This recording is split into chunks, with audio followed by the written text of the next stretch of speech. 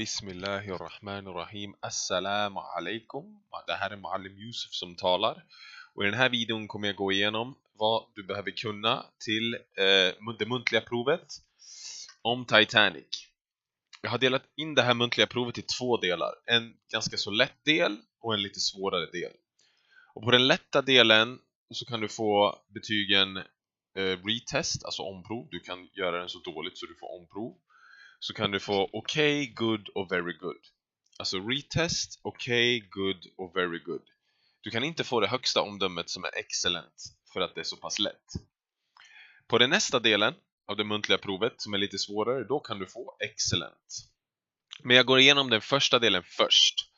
Och då är det 5 stycken frågor som du ser i blått här. 1, 2, 3, 4, 5. Det du måste göra är att du måste kunna svara på de här frågorna. När jag tar ut dig ur klassrummet och frågar dig de här frågorna måste du kunna säga svaren. Du måste alltså memorera svaren. Och du kan ändra svaren lite om du vill. Du behöver inte memorera exakt så här. Bara det fortfarande är rätt. Bara svaret är rätt och grammatiken är rätt och orden är rätt så kan du ändra lite grann. Det gör ingenting. Men de här svaren som jag har här kan du memorera om du vill. Eller som jag sa så kan du ändra lite grann. Okej, då går vi igenom. Första frågan. Zoomar in lite grann. Why is Rose unhappy? Varför är Rose olycklig? Svaret. She is unhappy because she is forced to marry a man she doesn't like. Hon är olycklig för att hon är tvingad. Forced betyder tvingad. Att gifta sig med en man hon inte gillar. Fråga nummer 2. Måste du zooma ut lite grann tror jag. Där.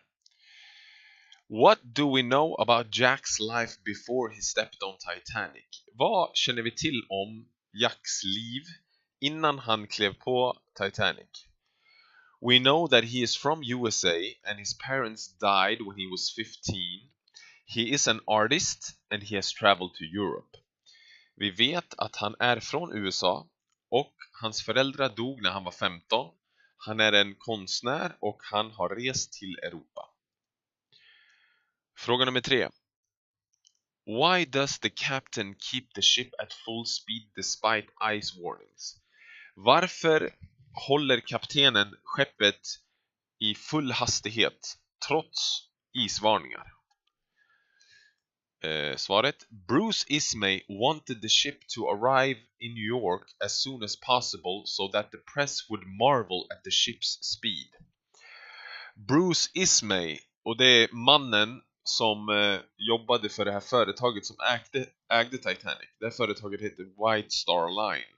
Och hans jobb var att försöka göra så mycket reklam för White Star Lines båtar som möjligt. White Star Line hade flera båtar, inte bara Titanic. Så det var hans jobb att försöka få så många passagerare som möjligt att gå på de här båtarna. Han försökte få de här båtarna att få så mycket uppmärksamhet, så mycket att tidningarna skrev av dem så att de blev populära så att människor reste med dem. Det var hans jobb. Han var PR-konsult. PR betyder typ reklam. Reklamkillen. So Bruce Ismay wanted the ship to arrive in New York as soon as possible so that the press would marvel at the ship's speed. Nu läste jag den igen. Bruce Ismay ville att skeppet skulle komma fram till New York as soon as possible, så fort som möjligt, så snart som möjligt, så att tidningarna, pressen betyder inte radio, tidningar, tv, men på den tiden fanns det inte tv, så radio och tidningar skulle marvel. Det betyder, jag vet att det är namnet på ett superhjälteföretag, typ Marvel. Men to marvel, verbet marvel betyder att man blir hänförd, att man blir så här, wow, man blir chockad och förvånad och så här, positivt överraskad. Att de skulle bli helt förvånade över skeppets hastighet. Så han ville att det skulle bli rubriker då. Fråga nummer 4. In the film, officer... Oh my goodness, jag kan inte ens markera ordentligt. In the film, officer William Murdoch commits suicide by shooting himself in the head. Why did he do that? I filmen så begår officeren William Murdoch självmord genom att skjuta sig själv i huvudet. Varför gjorde han det? He accidentally killed two passengers and felt so ashamed and guilty that he committed suicide. Han accidentally. Han råkade, typ det var en olycka. Han råkade döda två passagerare och kände sig så skamsen och skyldig att han begick självmord. Fråga nummer 5. Why did Rose keep the heart of the ocean all her life and didn't tell anyone about it? Varför behöll Rose the heart of the ocean, vilket är namnet på den här diamanten, oceanens hjärta, hela sitt liv och berättade inte för någon om det?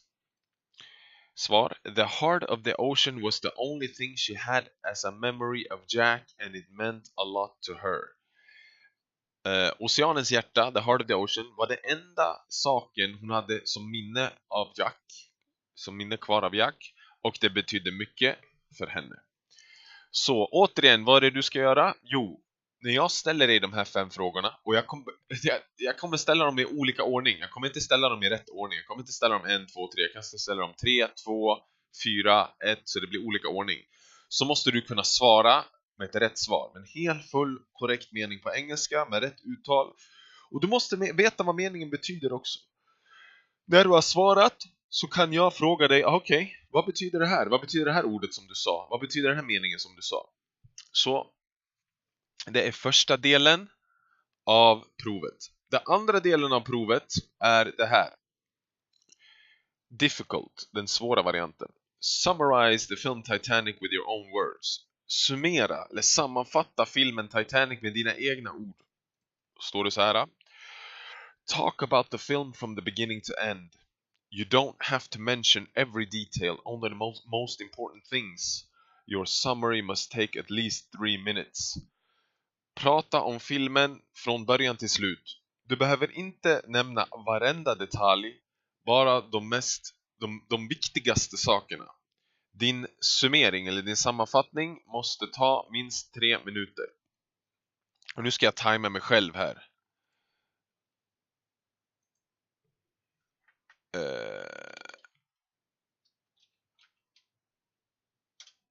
Jag tar fram ett tidtagarur. Så 3 minuter. Nu ska jag prata om filmen i 3 minuter. Så, full screen. Okej, då kör vi. The film Titanic is really a love story. It's about 2 young people, a man and a woman, a boy and a girl. The man's name is Jack and the woman's name is Rose. And they both go on a trip on Titanic in 1912. The thing is, before they step on Titanic, they haven't even met each other. They haven't even seen each other. They come from different parts of life. Jack is a young man who his parents died when he was 15. He's from USA, but he's in Europe because he likes to travel a lot. And he doesn't even have any money. He's very poor. He and his friend Fabrizio, they win the Titanic tickets at a poker game, actually. So it's kind of accidental how they get a ticket onto the Titanic. And Rose, she's part of a very well, it's not her dad was a very high, he had high social status, but he didn't have any money really. It was all fake. Like, everybody thought that he was rich, but when he died, Rose and her mother found out that he had a lot of debts. Like, it was just fake everything. So then Rose's mother, she says, you must marry a man who's very rich, otherwise we're gonna live as poor people. And Rose's mother, she does not want to live as a poor person. She hates that. She hates poor people. She's a bad person. So there's a guy, his name is Cal Hockley. He's very, very rich, and he really wants to marry Rose. And Rose doesn't want him at all. She hates him because he's snobbish and selfish, and he only cares about money. But she feels that she's forced to marry him because she needs to save the family's name, and her and her mother, they need to become rich. So she's on the boat. Rose is on the boat together with her mother and Cal. And on the boat, Rose meets Jack, and Jack meets Rose, and they meet each other, and they fall in love, which is not a very good thing because Cal he wants to marry Rose, and he's doing everything he can to stop it. And of course, we all know, the Titanic, just like the same night that Jack and Rose really falls in love 100%, Titanic hits the iceberg and it starts to sink. And there's a lot of drama going on. Like Cal, he wants to kill Jack, and Rose, she's torn between, like, should I go do what my mother says and save the family? Should I be with Jack? And there's a lot of drama back and forth, and this love story is going on while at the same time the boat is sinking. So it's a very intense and dramatic story, and people die, and they go into the water, and you want to see how the story ends. You can actually, well, I can tell you what happens in the end. Jack dies in the water. Rose's mother and Cal, they survive in a lifeboat, and eventually Rose, she survives too. The lifeboats come and pick her up, and that's the story pretty much. Så där, det tog 3 minuter och 24 sekunder. Som ni märkte så pratade jag väldigt fritt om det här. Jag använde mina egna ord, jag bara improviserade lite grann. Jag försökte få med det mesta och sådär. Och det är helt okej att göra så länge din engelska är bra. Vad du kan göra när du tränar på den här, att du kan skriva din egen summering. Så här typ. The film Titanic is a love story about two young people called Jack and Rose. Before they step on the Titanic, they have not met each other. Have not met what? Can't even write each other. Så du kan skriva en hel summering själv först med dina egna ord om du vill. Se till att den blir 3 minuter lång när du läser upp den, och så kan du memorera den. Så det är upp till dig hur du vill göra. Och om du gör den här så kan du få betygen okej. Du kan få retest, omprov. Alltså du kan göra den här så dåligt så att du får omprov. Så kan du få okej, good, very good, och så kan du få excellent. Så gör du den bra kan du få excellent. Och jag rekommenderar dig till att göra den här, för du lär dig mest engelska på att göra den här. Du lär dig väldigt mycket engelska på att försöka summera den själv på ditt eget sätt och träna hemma.